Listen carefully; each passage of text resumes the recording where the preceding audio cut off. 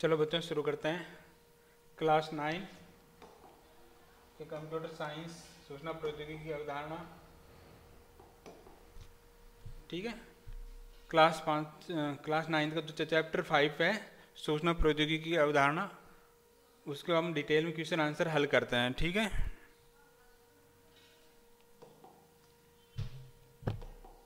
देखो पहला क्वेश्चन क्या, विंडोज में किसी फाइल को डिलीट करने पर क्या करें, विंडो में किसी फाइल को डिलीट करने पर वह फाइल कहाँ पर चली जाती है, कहाँ जाती है। यानी विंडो ऑपरेटिंग सिस्टम के अंदर अगर आप कोई भी फाइल को डिलीट करते हो तो वहाँ कहाँ पर जाती। पहला रिसाइकल बिन, डेस्कटॉप पर, माई कंप्यूटर, उपरोक्त सभी। तो इसका सही आंसर क्या होगा, रिसाइकल बिन। सही आंसर क्या, रिसाइकल बिन। दूसरा जो MS पेंट है कि फाइल का विस्तारित नाम क्या होता है। अगर आप MS पेंट के अंदर कोई फाइल बनाते हो या कोई कुछ भी ड्राइंग बनाते हो, अगर आप उस फाइल को सेव करते हो, फाइल को क्या करते हो, सेव करते हो, तो उसका जो एक्सटेंशन नेम है या विस्तृत नाम क्या होगा, तो .bmp। क्या नाम होता है, .bmp। क्योंकि देखो ये जो है ये फॉर्मेट है, ये तो किसका है, वर्ड का। किसका है, वर्ड का है। और ये किसका है, एक्सेल का। किसका है, एक्सेल का। और जेपीजी पता है ये फोटो का होता है। ठीक है, अगला, निम्न में से पॉइंटिंग डिवाइस कौन सा है, यानी इनमें से पॉइंटिंग डिवाइस कौन सा है, कीबोर्ड, CPU, मॉनिटर या माउस। तो सही आंसर क्या है, माउस। सही आंसर क्या है, माउस। माउस क्या है, एक प्रकार का पॉइंटिंग डिवाइस है जिसका इस्तेमाल कहाँ पर होता है, विंडो ऑपरेटिंग सिस्टम के अंदर हम किसका इस्तेमाल करते हैं, माउस का। किसका इस्तेमाल करते हैं, माउस का।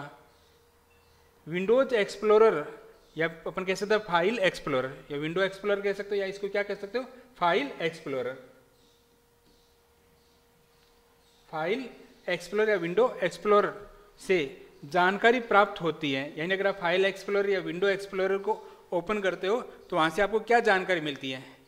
पहला कंप्यूटर की संरचना, तो ये आपको नहीं मिलती होगी। फिर कंप्यूटर में स्मृति और मेमोरी की जानकारी यहाँ से नहीं मिलती है। कहाँ से मिलती है, दिस पीसी से। कहाँ से मिलती है, दिस पीसी हमारी कंप्यूटर से। अगला, डिलीट की गई फाइल या फोल्डरों की जानकारी, तो ये कहाँ पर मिलती है, रिसाइकल बिन पे। कहाँ मिलती है, रिसाइकल बिन पे। ये भी गलत है, ये भी गलत और ये भी गलत। तो सही आंसर क्या होगा, फाइलों या फोल्डरों की जानकारी आपको कहाँ मिलेगी, फाइल एक्सप्लोरर या विंडो एक्सप्लोरर में। अगला है, विंडो की किस बार में फाइल विकल्प होता है। यानी विंडो की कौन सी बार होती है जिसके अंदर आपको फाइल विकल्प मिलता है। तो सबसे पहले टास्क बार, तो इसमें तो हो ही नहीं सकता। टास्क बार पता ही है, जब आप कंप्यूटर को ऑन करते हो तो डेस्कटॉप के अंदर जो नीचे वाली पट्टी है वो कौन सी, टास्क बार। तो यहाँ पर तो कोई फाइल का विकल्प नहीं होता। अगला है टाइटल बार, तो टाइटल बार भी गलत है। क्यों, क्योंकि टाइटल बार के अंदर तो क्या दिखाई देता है, जो फाइल है उसका क्या प्रदर्शित होता है, नाम होता है। और जो राइट साइड है वहाँ पर 3 बटन होते हैं। ठीक है, तो सही ऑप्शन है मेन्यू बार। मेन्यू बार के अंदर आपको फाइल विकल्प मिल जाएगा। अगला, विंडो की सबसे ऊपर वाली बार में कितने बटन होते हैं। तो बताइए सबसे ऊपर वाली पट्टी कौन सी होती है, टाइटल बार। कौन सी होती है, टाइटल बार। सबसे ऊपर वाली पट्टी कौन सी है, टाइटल बार। और टाइटल बार के अंदर कितने बटन होते हैं, 3। सही आंसर कितने, 3। अब ये ध्यान रखना कि बटन दिखाई तो 3 होते हैं, जबकि रियल के अंदर कितने होते हैं, 4 होते हैं। एक आपको तो मिनिमाइज होता है, एक मैक्सिमाइज और रीस्टोर होता है। मैक्सिमाइज और रीस्टोर। बट विंडो के अंदर एक समय में केवल एक ही बटन दिखाई दे, या तो रीस्टोर दिखाई देगा या फिर मैक्सिमाइज। और तीसरा बटन है क्लोज। कौन सा है, क्लोज। तो सही आंसर क्या हो जाएगा, 3। अगला, कंप्यूटर को बंद करने की प्रक्रिया क्या कहलाती है। अगर आप कंप्यूटर को बंद करते हो तो उसकी प्रक्रिया क्या कहलाती है, स्विच ऑफ, रीस्टार्ट, उपरोक्त A और B, शट डाउन। तो कंप्यूटर को बंद प्रक्रिया करने की क्या कहलाती है, शट डाउन। क्या कहलाती है, शट डाउन। ठीक है, तो रीस्टार्ट में बंद होता है लेकिन कंप्यूटर वापस स्टार्ट हो जाता है। क्वेश्चन रहेगा, निम्न में से GUI ग्राफिक्स यूजर इंटरफेस पर आधारित ऑपरेटिंग सिस्टम कौन सा है? यानी विंडो निम्न में से GUI ग्राफिक्स यूजर इंटरफेस पर आधारित ऑपरेटिंग सिस्टम कौन सा है? तो देखो डोस तो नहीं है क्योंकि डिस्क ऑपरेटिंग सिस्टम है, और विंडो 98 बिल्कुल था, और विंडो XP ये भी था। तो सही आंसर क्या हो जाएगा? बे और से, बे और से। एंड विंडोज 98 भी सही है और विंडो XP क्या है? सही है।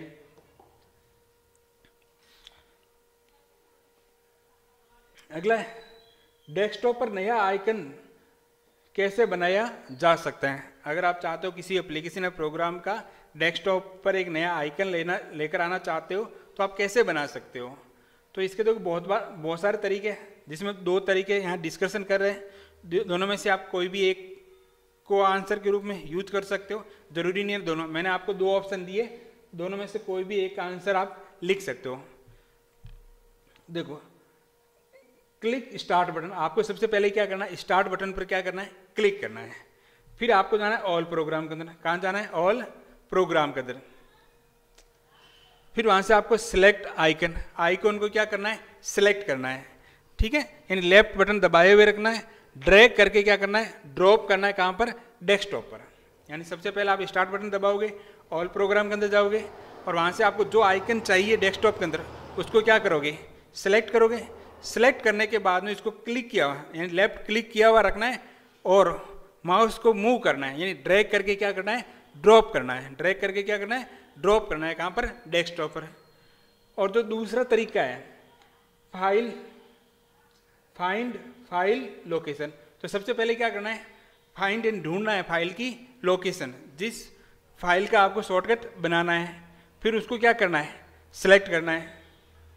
उस आइकन को क्या करना है? पहले लोकेशन, फाइल की लोकेशन फाइंड करके उसको क्या करना है? सिलेक्ट करना है। और फिर कौन सा बटन क्लिक करना है? राइट क्लिक करना है। और राइट क्लिक जैसे ही करोगे एक लिस्ट ओपन होती है, वहां पर लिखा होता है desktop icon, desktop icon.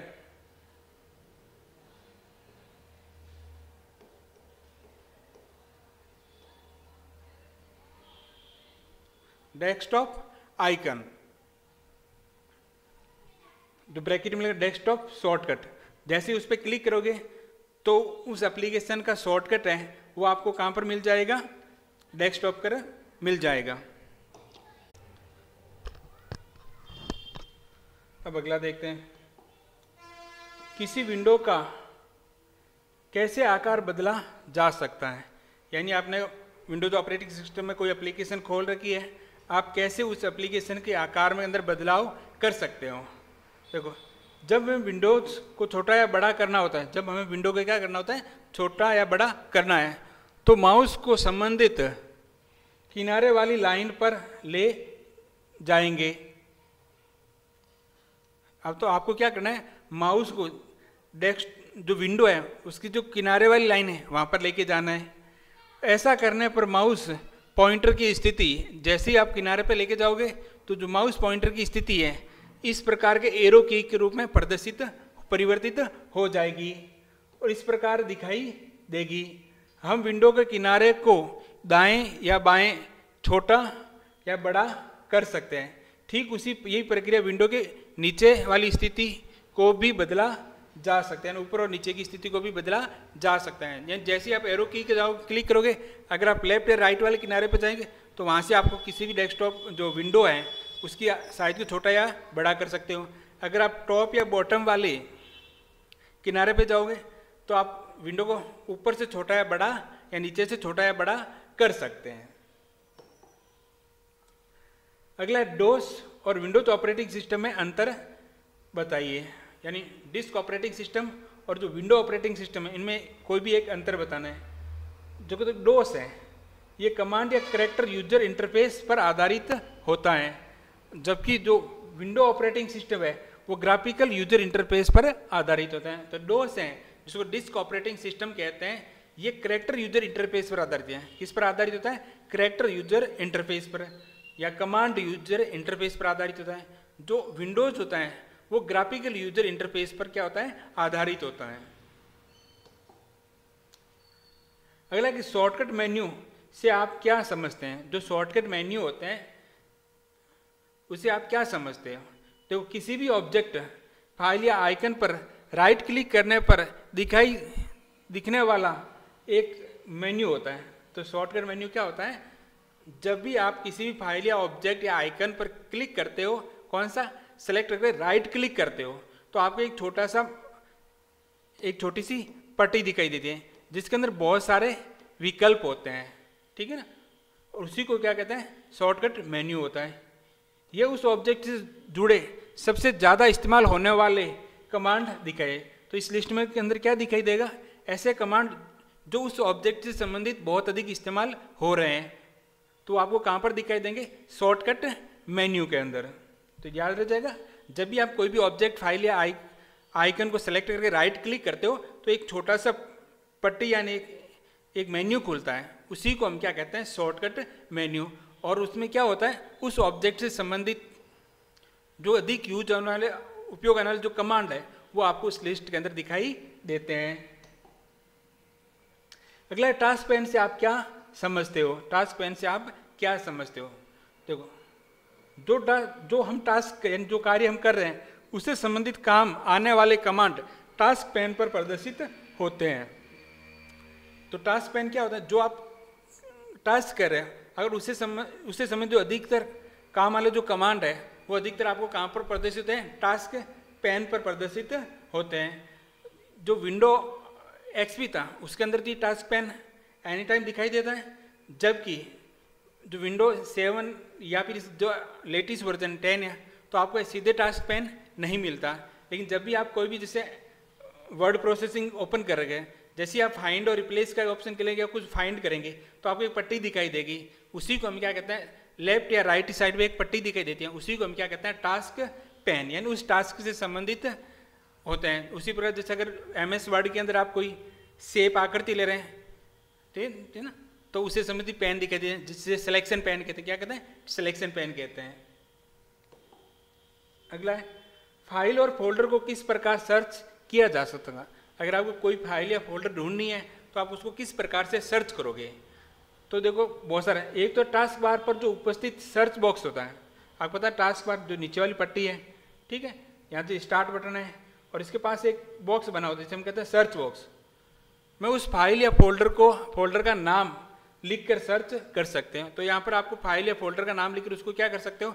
Search कर सकते हो। या फिर जो फाइल एक्सप्लोरर है की सहायता से सर्च कर सकते हैं, या फिर हम जो फाइल एक्सप्लोरर है उसकी हेल्प लेकर भी किसी भी फाइल या फोल्डर को सर्च कर सकते हैं। अगला है, किसी प्रोग्राम को किस प्रकार चालू किया जा सकता है? यानी कोई भी प्रोग्राम है, उसको आप किस प्रकार से चालू कर सकते हो? तो देखो, स्टार्ट मेन्यू पर क्लिक करने के उपरांत चाहे गए प्रोग्राम के विकल्प पर क्लिक करने पर संबंधित प्रोग्राम शुरू या स्टार्ट हो जाता है। तो पहला तरीका है कि आप स्टार्ट बटन पर मेन्यू पे क्लिक करोगे। क्लिक करने के उपरांत जिस प्रोग्राम को आप ओपन करना चाहते हो या चालू करना चाहते हो, उस प्रोग्राम के विकल्प पर क्या करना है? आइकन पर क्या करना है? क्लिक करना है। जैसे ही आप क्लिक करते हो तो जो संबंधित प्रोग्राम है वो ऑटोमेटिक शुरू या स्टार्ट हो जाता है। इसके अलावा बहुत सारी आप कोई भी एक तरीका लिख सकते हो। दूसरा तरीका है कि आप स्टार्ट बटन पर उपस्थित जो रन विकल्प है, स्टार्ट बटन के अंदर उपस्थित कौन सा है? रन। या फिर आप विंडो प्लस R की का इस्तेमाल करके भी इस रन डायलॉग बॉक्स को ओपन कर सकते हैं। विंडो प्लस R की को विकल्प पर संबंधित प्रोग्राम की एग्जीक्यूटेबल फाइल का नाम लिखकर प्रोग्राम को रन किया जा सकता है। या रन कमांड के अंदर जिस प्रोग्राम को आपको ओपन करना है उसकी जो एग्जीक्यूटेबल जो फाइल है उसका आपको नाम लिखकर आप उस प्रोग्राम को आसानी से रन कर सकते हैं। तीसरा तरीका है कि अगर डेस्कटॉप पर उपस्थित आइकन पर डबल क्लिक करके कर सकते हैं। यानी जो प्रोग्राम आप चालू करना चाहते हो अगर उसका आइकन डेस्कटॉप पे है तो आप डेस्कटॉप पर डबल क्लिक करके भी इसको ओपन कर सकते हैं। अगला है मिनिमाइज, मैक्सिमाइज और क्लोज क्रियाओं को समझाइए। तो मिनिमाइज क्या होता है? टाइटल बार पर दिखाई देने वाला 3 बटनों में से जो डैश का चिन्ह है पर क्लिक करने पर विंडोज मिनिमाइज होकर टास्क बार पर दिखाई देती है। यानी जैसे आप मिनिमाइज बटन पर क्लिक करते हो तो एप्लीकेशन बंद होकर कहाँ पर बंद हो जाती है, टास्क बार पर। कहाँ पर बंद हो जाए, टास्क बार पर। और वो एप्लीकेशन अब आपको जैसे कहाँ पर दिखाई देगी, टास्क बार पर। अगला है मैक्सिमाइज।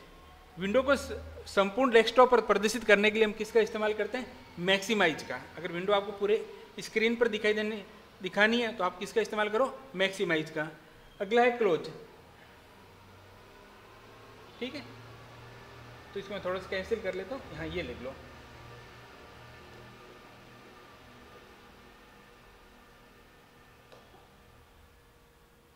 ठीक है, अगर आप विंडो को बंद करने के लिए, क्लोज का इस्तेमाल होता है विंडो को बंद करना है तो आप किसका इस्तेमाल करते हो, क्लोज। या किसी भी एप्लीकेशन को बंद करना है तो आप टाइटल बार के राइट साइड स्थित क्लोज बटन पर क्लिक करके उस एप्लीकेशन को क्या कर सकते हो, बंद कर सकते हो। अगला बड़ा क्वेश्चन है, ये कह रहा है कट कॉपी पेस्ट क्रिया को आराम से समझाइए। जो कट कॉपी पेस्ट है उस प्रक्रिया को समझाना है। देखो पहला है कट। सेलेक्टेड आइटम को कट करके अन्य स्थान पर ले जाने के लिए हम किसका इस्तेमाल करते हैं, कट का। यानी अगर आपको कोई मैटर है, अगर उसको सेलेक्ट करके वहाँ से हटाकर कहीं और जगह लेके जाना है तो आप उसको कट का इस्तेमाल, कौन सी प्रक्रिया करोगे, कट। यानी सेलेक्टेड आइटम को कट करके अन्य स्थान पर ले जाने के लिए हम किसका इस्तेमाल करते हैं, कट का। तो प्रक्रिया कैसे करोगे, सबसे पहले तो आपको सेलेक्ट आइटम, जिस आइटम को आपको कट करना उसको क्या कर लो, सेलेक्ट कर लो। क्लिक कट कमांड, तो आपको एडिट या जो ऊपर जो मेन्यू है, स्क्रीन है, वहाँ पर अगर कट कमांड दिखाई दे रहा है अब तो आप कट कमांड पर क्लिक कर लो। या शॉर्टकट की है Ctrl+X, आइटम को सेलेक्ट करके आप क्या दबाओगे, Ctrl+X। फिर किसी अन्य स्थान पर जाकर क्लिक पेस्ट कमांड, और जहाँ पर आपको ये चाहिए आइटम तो वहाँ जाकर क्या करोगे, पेस्ट कमांड पर क्या करोगे, क्लिक करोगे। या शॉर्टकट की है पेस्ट कमांड की Ctrl+P, Ctrl+P। ठीक है, तो कट प्रक्रिया के पहले आइटम को सिलेक्ट करो, फिर आपको कट कमांड या Ctrl+X पर क्लिक करना है। फिर जिस स्थान पर आपको ये फाइल चाहिए वहाँ जाकर पेस्ट कमांड पर क्लिक करना है या Ctrl+P दबा, सॉरी ये थोड़ा गलत हो गया, P नहीं है, Ctrl+V, Ctrl+V, ये गलत है। Ctrl+P किसका होता है, ठीक है, ये गलत है, Ctrl+V है सही ऑप्शन क्या, Ctrl+V।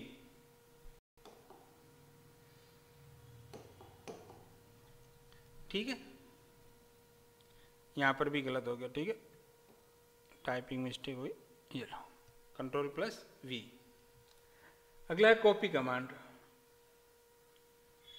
ठीक है, सेलेक्ट आइटम की, सेलेक्टेड आइटम की अगर प्रतिलिपि बनानी है तो आप किसका इस्तेमाल करो, कॉपी कमांड का। किसका इस्तेमाल करो, कॉपी।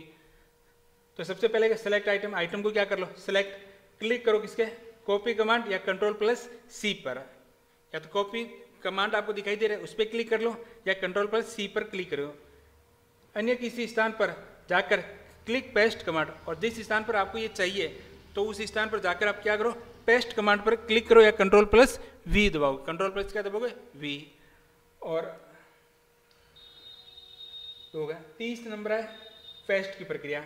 जो आपको कट और कॉपी किए गए आइटम को पेस्ट करने के लिए, पेस्ट कमांड का हम इस्तेमाल क्या करते हैं, जो कट और कॉपी किए गए आइटम है उनको अगर जहाँ पर चाहिए वहाँ पर पेस्ट करने के लिए हम किसका इस्तेमाल करते हैं, पेस्ट कमांड का। कट और कॉपी किए गए आइटम किसी अन्य स्थान पर जाकर क्लिक पेस्ट कमांड या Ctrl+, ये फिर गलत हो गया, ठीक है, Ctrl+V है, Ctrl+V। ठीक है, तो पेस्ट ये लिख लेता हूँ यहाँ पर Ctrl+V। ठीक है, ठीक है, तो पेस्ट क्या होता है, जो कट और कॉपी किए गए आइटम है जिस स्थान पर चाहिए वहाँ जाकर आप क्या करोगे, पेस्ट कमांड पर क्लिक करोगे या Ctrl+V दबाओगे।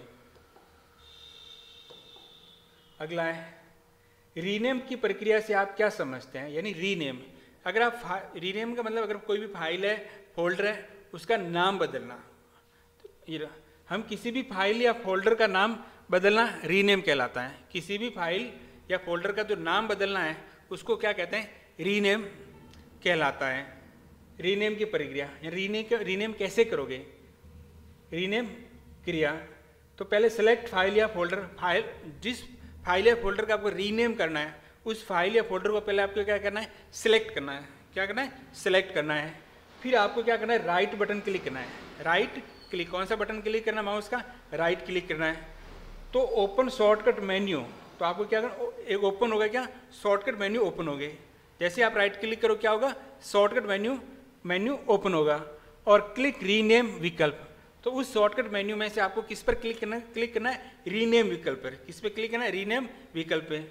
और जैसे ही रीनेम विकल्प पे क्लिक करो वहाँ पर type name and click enter की या ओके। और जैसे ही क्लिक करोगे तो वहाँ पर अपना जो नाम है वो आपको टाइप करना है और आपको एंटर की प्रेस करनी है, ओके बटन पर क्लिक करना है। ठीक है, तो रीनेम प्रक्रिया क्या होता है, अगर आप किसी फाइल या फोल्डर का नाम बदलना क्या कहलाता है, रीनेम कहलाता है। तो रीनेम की जो क्रिया है वो कैसी है, पहले तो आपका आइटम या फोल्डर, जो भी फाइल या फोल्डर उसको सेलेक्ट करो, राइट क्लिक करके। जैसे ही राइट क्लिक करोगे तो एक ओपन होगा क्या, शॉर्टकट मेन्यू, और उसमें से रीनेम विकल्प को चुनना है। और फिर नाम उसका कोई जो नाम आप टाइप कर, फाइल या फोल्डर का नाम टाइप करना है, एंटर की या ओके प्रेस करना है। अगला स्टार्ट मेन्यू कौन सा होता है, या स्टार्ट मेन्यू या स्टार्ट बटन कहते हैं। ये टास्क बार पर बाईं तरफ होता है। स्टार्ट बटन कहाँ पर होता है, टास्क बार की बाईं तरफ होता है। स्टार्ट बटन के द्वारा ही सभी प्रोग्रामों के आइकन व सिस्टम से संबंधित आइकन होते हैं। और स्टार्ट बटन पर ही क्या होते हैं, जो प्रोग्रामों के जितने भी आइकन हैं और सिस्टम से संबंधित जितने भी आइकन हैं वो सभी आपको कहाँ पर मिलेंगे, स्टार्ट बटन के अंदर है, जिस पर क्लिक करके ओपन कर सकते हैं। और जिस पर आप क्लिक करके किसी भी प्रोग्राम में या सिस्टम से संबंधित आइकन उसको क्या कर सकते हो, ओपन कर सकते हो। अगला है notepad, wordpad, paint application window के किस मेन्यू में स्थित है, तो वो होती है विंडो एक्सेसरी के अंदर। कहाँ पर मिलेगी, विंडो एक्सेसरी। ये लघुतरात्मक है लेकिन ये जो सिंगल लाइन क्वेश्चन है वहाँ से है। ठीक है, केवल एक ही लाइन का आंसर है कि नोटपैड, वर्डपैड और पेंट एप्लीकेशन है विंडो के कौन से मेन्यू में स्थित होती है, तो विंडोज एक्सेसरी के अंदर। कहाँ पर होती है, विंडोज एक्सेसरी के अंदर। अगला है बहुत सी फाइलों को एक साथ कॉपी कैसे किया जा सकता है। कॉपी कैसे किया जा सकता है, यानी आप मल्टीपल फाइलों को क्या करना चाहते हो, कॉपी करना चाहते हो। मल्टीपल फाइलों को क्या करना चाहते हो, कॉपी करना चाहते हो। तो कैसे करोगे, तो देखो, हाँ, हम बहुत सी फाइलों को एक साथ कॉपी कर सकते हैं। हम बहुत सारी फाइलों को एक साथ क्या कर सकते हैं, कॉपी कर सकते हैं। एक से अधिक फाइलों को सिलेक्ट करने के लिए, अगर आपको एक से अधिक फाइलें सेलेक्ट करनी है तो आपको कंट्रोल के साथ क्लिक फाइल, यानी जिस फाइल को सिलेक्ट करना है उसके ऊपर क्या करना है, क्लिक करना है। क्या करना है आपको, देखो, एक से अधिक फाइलों को सिलेक्ट करने के लिए आपको क्या कंट्रोल बटन प्रेस करना है। उसके बाद में जिस फाइल को सिलेक्ट करना है उसके ऊपर जाकर क्या करना है, क्लिक करना है। और कॉपी करने के लिए कंट्रोल+C या right click and select copy command. और आपको कॉपी करने के लिए क्या इस्तेमाल करोगे, या तो कंट्रोल+C का इस्तेमाल करो या राइट क्लिक करो और राइट क्लिक करके क्या करना है, कॉपी कमांड को वहाँ से सिलेक्ट कर सकते हो। तो दूसरा तरीका है, या तो आप ये तरीका इस्तेमाल कर लो, और दूसरा तरीका है एक से अधिक फाइलों को सिलेक्ट करने के लिए यूज Shift+Arrow की। अगर आप एक से अधिक कंटिन्यू फाइलें हैं तो आप क्या करो, एक फाइल को पहले सेलेक्ट करो, फिर Shift+Arrow की का इस्तेमाल करो। किसका इस्तेमाल करो, Shift+Arrow की के द्वारा फाइलों को सिलेक्ट करो और कॉपी करने के लिए वही कंट्रोल+C दबा दो या राइट क्लिक करके सेलेक्ट कॉपी कमांड पर क्या कर दो, क्लिक कर लो। यानी आप एक तो कंट्रोल बटन दबा के एक एक फाइल को सिलेक्ट कर सकते हो, या शिफ्ट बटन दबा के आप एरो की के द्वारा कंटिन्यू फाइलों को सिलेक्ट कर सकते हो। और जो एक तीसरा तरीका भी है जिसके अंदर आप क्या कर सकते हो, माउस का जो पॉइंटर है वो खाली स्थान पर क्लिक करके फिर आप जैसे ड्रैग करोगे तो ड्रैग करने उस एरिया के अंदर जितने भी फाइल है, फोल्डर है, वो सभी क्या हो जाते हैं, सिलेक्ट हो जाते हैं। अगला है GUI को समझाइए। तो window operating system GUI graphical user interface पर आधारित होता है। तो जो विंडो ऑपरेटिंग सिस्टम है वो किस पर आधारित होता है, ग्राफिकल यूजर इंटरफेस। और GUI का मतलब है कि उपयोगकर्ता को कमांड याद रखने की आवश्यकता नहीं होती है। तो तो GUI का मतलब है कि जो उपयोग करता है उसको कमांड याद रखने की आवश्यकता नहीं है, उसको क्या करना है, उसे संबंधित आइकन पर माउस पॉइंटर के से क्लिक करना होता है। तो इसके अंदर क्या होता है window operating system graphic user interface के अंदर, कि आपको कमांड याद नहीं रखने हैं, आपको बस क्या करना है, उससे संबंधित जो आइकन है उसके ऊपर माउस का पॉइंटर ले जाकर क्या करना होता है, क्लिक करना होता है। ठीक है, अगला है विंडोज में स्क्रॉल बार की उपयोगिता लिखो। विंडो के अंदर जो स्क्रॉल बार है उसकी क्या उपयोगिता है। देखो, जब विंडो है, एक विंडो है और इसके अंदर जो कंटेंट है, इसके अंदर जो कंटेंट है, अगर वो विंडो की साइज से अधिक है, विंडो की साइज से क्या है, अधिक है, अगर चौड़ाई में अधिक है तो यहाँ पर एक क्या आ जाएगी, पट्टी आ जाएगी, यहाँ पर एक पट्टी आ जाएगी जिसके द्वारा अपन लेफ्ट राइट खिसका सकते हैं। अगर कंटेंट लंबाई में अधिक है तो यहाँ पर एक पट्टी आ जाएगी, ठीक, जिसके द्वारा ऊपर और नीचे खिसका सकते हैं। देखो, यदि विंडो इतनी बड़ी नहीं है कि उसमें सभी जानकारी इकट्ठा दिखाई जा सके तो स्वतः ही स्क्रॉल बार प्रदर्शित हो जाती है। यानी यदि विंडो की साइज है वो इतनी बड़ी नहीं है कि उसमें सभी जानकारियों को एक साथ इकट्ठा दिखाया जा सके तो स्वतः ही स्क्रॉल बार क्या हो जाती है, प्रदर्शित हो जाती है। और ये दो प्रकार से प्रदर्शित होती हैं, एक तो होती है वर्टिकल स्क्रॉल बार, एक होते हैं हॉरिजॉन्टल स्क्रॉल बार। जो वर्टिकल स्क्रॉल बार है ये विंडोज के राइट साइड में होती है, यानी इस तरफ जो पट्टी इससे वो कौन सी होती है, वर्टिकल स्क्रॉल बार प्रदर्शित होती है, जिसके द्वारा जानकारी को ऊपर नीचे स्क्रॉल कर सकते हैं। इसके द्वारा हम जानकारी देखने के लिए ऊपर और नीचे की तरफ क्या कर सकते हैं, स्क्रॉल कर सकते हैं। अगला है हॉरिजॉन्टल स्क्रॉल बार, ये विंडोज के बॉटम साइड है या नीचे की तरफ यहाँ पर, ठीक, प्रदर्शित होती है और जिसके द्वारा जानकारी को आप लेफ्ट या राइट स्क्रॉल कर सकते हैं, दायां और बायां करके जानकारी को देख सकते हैं। अगला देखो, विंडोज 98 और विंडो एक्सपी में अंतर बताइए। अब देखो, ये मैं क्वेश्चन तो करवा रहा हूँ लेकिन अब इसका कोई तुक नहीं बैठता क्योंकि विंडोज एक्सपी भी एक्सपायर हो चुका है और विंडो 95 है वो भी क्या हो चुका है, एक्सपायर हो चुका है। 98 होगा सही तक, देखते हैं। 98 है, 5 नहीं 98 है, विंडो 98 है, ठीक, देखते हो। पहला है फाइल सिस्टम, तो विंडो 90 है वो FAT फाइल सिस्टम को क्या करता था, समर्थन करता था। विंडोज 98 किसको सपोर्ट करता, FAT फाइल सिस्टम को समर्थन करता था। जबकि जो विंडोज XP है वो FAT को तो सपोर्ट करता है, साथ में न्यू टेक्नोलॉजी फाइल सिस्टम यानी NTFS को भी सपोर्ट करते हैं। दोनों फाइल सिस्टम को ये क्या करता है, समर्थन करता है। दूसरा सिस्टम रिस्टोर, विंडोज XP में सिस्टम रिस्टोर की सुविधा होती है जबकि विंडो 98 में नहीं है, ठीक है। तो मेरे अनुसार मैंने करवा तो दिया लेकिन मेरे अनुसार इसका कोई तुक नहीं बैठता क्योंकि दोनों ही विंडो हाल फिलहाल एक्सपायर हो चुके हैं। अगला है, देखो, जो निम्नात्मक क्वेश्चन है मैं इसको फास्ट एंड फॉरवर्ड करूंगा, ठीक है, क्योंकि ये सब कुछ क्वेश्चन मैंने पहले अलग से सेपरेट वीडियो बना रखे हैं तो यहाँ कोई तुक नहीं बैठता कि मैं इसके लिए टाइम वेस्टेज करूँ, ठीक। तो मैं थोड़ा सा स्पीड से चलूँगा और जहाँ मुझे लगेगा कि हाँ मैंने ये वहाँ कवर नहीं किया तो मैं इस चीज़ को यहाँ पर एक्सप्लेन कर दूँगा। पहले तो विंडो ऑपरेटिंग सिस्टम बारे में समझाइए तो इसके उपयोग को लिखो। तो ये पूरा क्वेश्चन आपको जो इस लेसन चैप्टर 5 का जो पहला पार्ट है वीडियो का उसके अंदर डिटेल के अंदर मिल जाएगा। देखो, आजकल के कंप्यूटर चाहे लैपटॉप हो या डेस्कटॉप हो, विंडोज ऑपरेटिंग सिस्टम का उपयोग करते हैं और में विंडो XP है, 7 है, विंडोज 8 है, 8.1 है, 10 है, 11 है, प्रमुख है।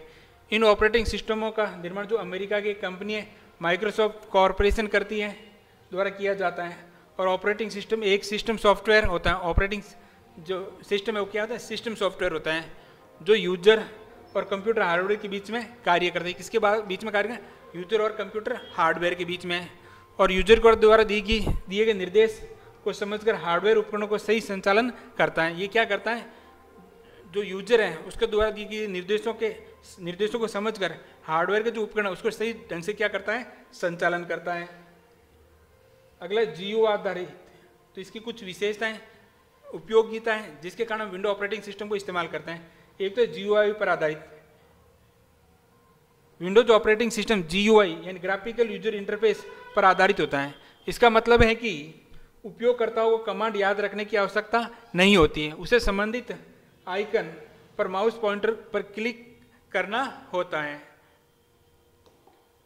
अगला प्लग एंड प्ले, इसका मतलब होता है कंप्यूटर से जुड़ने वाली जो अधिकांश डिवाइस है वो प्लग एंड प्ले पर आधारित होती है, यानी उसके लिए आपको अलग से डिवाइस ड्राइवर इंस्टॉल करने की आवश्यकता नहीं है। जैसे ही आप उस पोर्ट के अंदर उस डिवाइस को लगाओगे वो डायरेक्ट विंडो ऑपरेटिंग सिस्टम से क्या हो जाती है, कनेक्ट होते हैं, यानी डिवाइस को निर्धारित पोर्ट पर जोड़ने से ही वो डिवाइस से क्रियाशील हो जाती हैं। यानी जैसे आप उस पोर्ट पर कनेक्ट करोगे वो डिवाइस अपने आप क्या हो जाती है, क्रियाशील हो जाती हैं। और आवश्यक device driver program window operating system में इनबिल्ट होते हैं, उसी के अंदर पहले से ही होते हैं, जैसे कीबोर्ड है, माउस है, वेब कैमरा है, तो इनके लिए आपको अलग से क्या है, डिवाइस ड्राइवर इंस्टॉल करने की आवश्यकता नहीं है। अगला हार्डवेयर सपोर्ट, मार्केट में उपलब्ध अधिकांश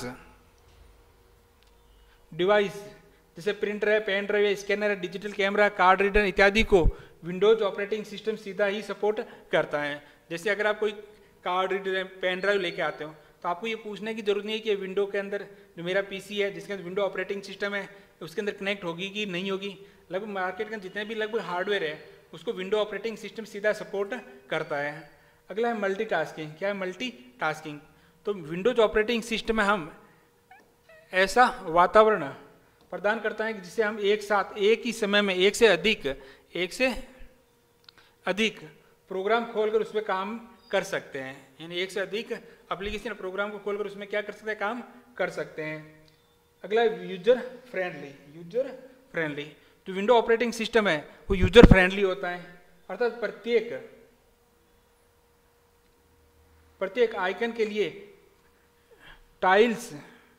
टाइटल व पिक्चर को समझना और उपयोग में लाना उपयोगकर्ता के लिए बहुत ही आसान होता है, क्योंकि आइकन के द्वारा उस किसी भी यूजर के लिए उसको समझना या पिक्चर के द्वारा उसको समझना या उपयोग लेना क्या होता है, आसान होता है। जैसे फोल्डर बनाना, डिलीट करना, रीस्टोर करना, कॉपी पेस्ट करना, ये बहुत ही इजी हो जाता है,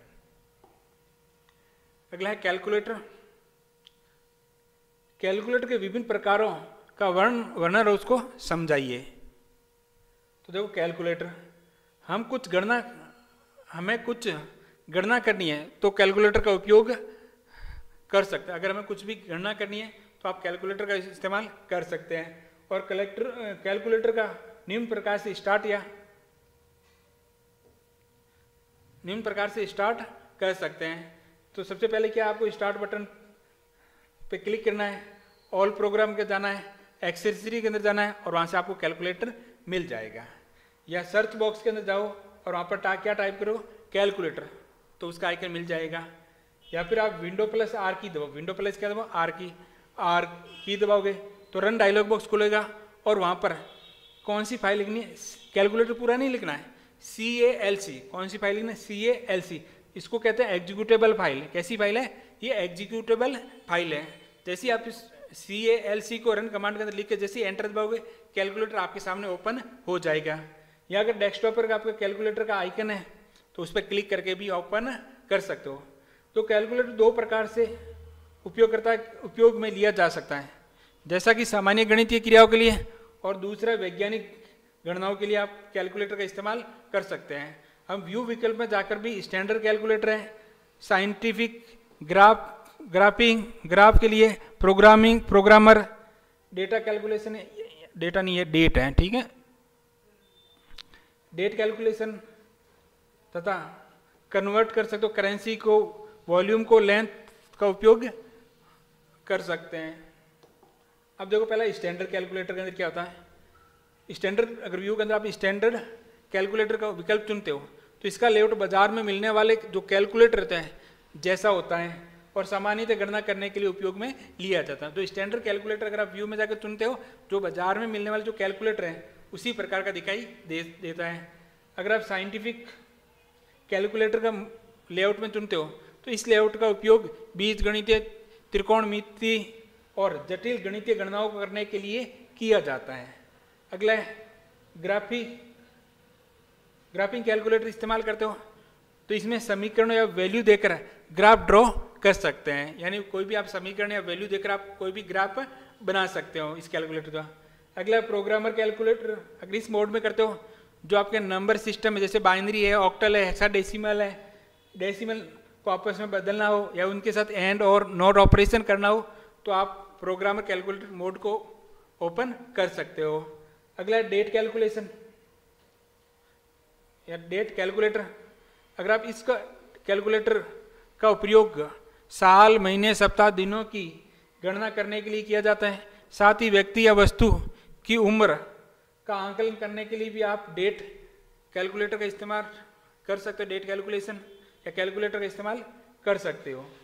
फिर अगला कन्वर्ट, अगर आपको एक करेंसी दूसरी करेंसी में करना है तो आप कन्वर्ट का इस्तेमाल कर सकते हो, जिसमें करेंसी को कन्वर्ट कर सकते हो, वॉल्यूम को कन्वर्ट कर सकते हो, लेंथ को क्या कर सकते हो, वॉल्यूम पता है मात्रा को, और लेंथ को जो लंबाई है मीटर, सेंटीमीटर, किलोमीटर, उनमें इनका इस्तेमाल करके आप कुछ भी बदल सकते हो, इनका उपयोग कर सकते हो।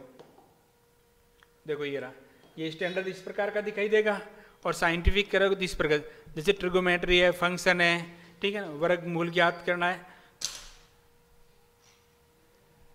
ठीक है, लॉन्ग है, मोड है, 1/x, एक्स स्क्वायर, फाई है, तो इन सभी का इस्तेमाल साइंटिफिक कैलकुलेटर के अंदर आसानी से कर सकते हो। अगला क्वेश्चन है कि ये मैंने आगे वहां पर कवर नहीं किया, अच्छी तरह समझ लेना, किसी फाइल को प्रिंट करने से संबंधित क्रिया को विस्तार से वर्णन करो। यानी अगर कोई भी फाइल है, कोई भी डॉक्यूमेंट है, अगर आप उसको प्रिंट करना चाहते हो तो उस प्रक्रिया को डिटेल में समझाना है। किसी फाइल का प्रिंट निकालने के लिए आपको फाइल मेन्यू में जाकर प्रिंट विकल्प पर क्लिक करना होता है। अगर आपको किसी भी फाइल या डॉक्यूमेंट का प्रिंट निकालना है तो आपको उसकी फाइल मेन्यू में जाकर प्रिंट विकल्प का क्या करना होता है, सेलेक्ट करना होता है। प्रिंट विकल्प का क्या करना होता है, सेलेक्ट करना होता है। या कीबोर्ड से Ctrl+P, कीबोर्ड से आप क्या दबाना है, Ctrl+की दबाने पर एक डायलॉग बॉक्स ओपन होता है जिसमें निम्न विकल्प होते हैं। यहाँ पर आप फाइल मेन्यू में जाकर प्रिंट विकल्प पे सेलेक्ट करो या फिर डायरेक्ट Ctrl+P दबाते हो तो एक इस प्रकार का डायलॉग बॉक्स क्या होता है, ओपन होता है। डायलॉग बॉक्स क्या होता है, ओपन होता है, जिसमें सबसे पहले सिलेक्ट प्रिंटर के अंदर आपको प्रिंटर सेलेक्ट करना है।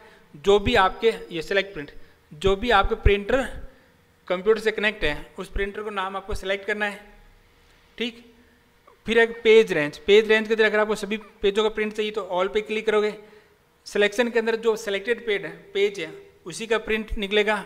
करंट के अंदर क्लिक करते हो, जो करंट पेज जिसमें अभी वर्तमान में आप हो केवल उसी पेज का प्रिंट निकलेगा।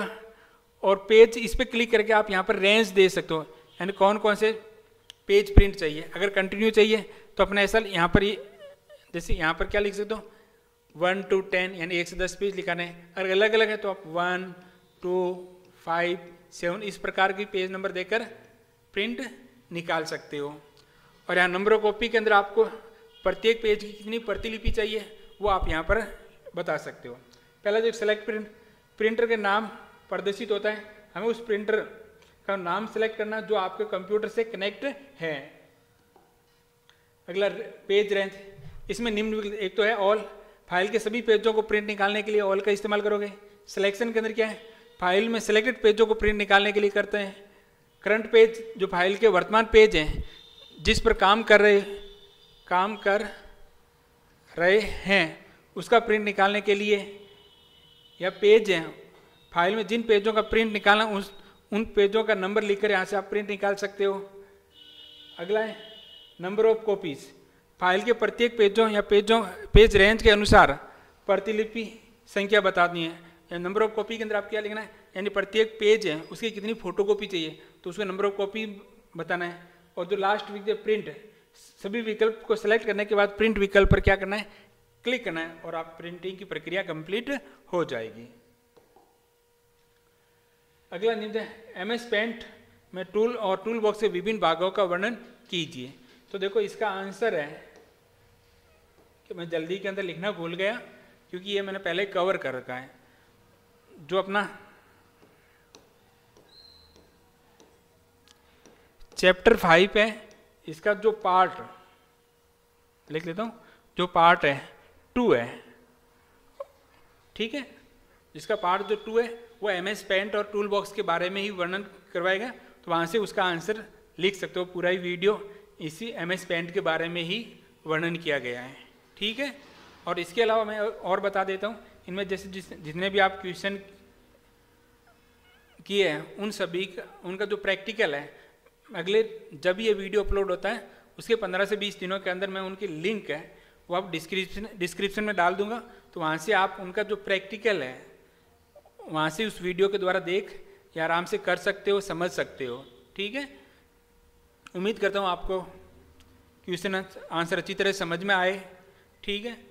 और जल्द ही नेक्स्ट पार्ट है, तो मेरा इरादा है कि अक्टूबर एंड तक 9th क्लास के जितने भी चैप्टर है उनके वीडियो है जो आपको उपलब्ध करवा दूँ, ठीक है। तो उम्मीद करता हूँ आपको अच्छी तरह समझ में आया होगा। धन्यवाद।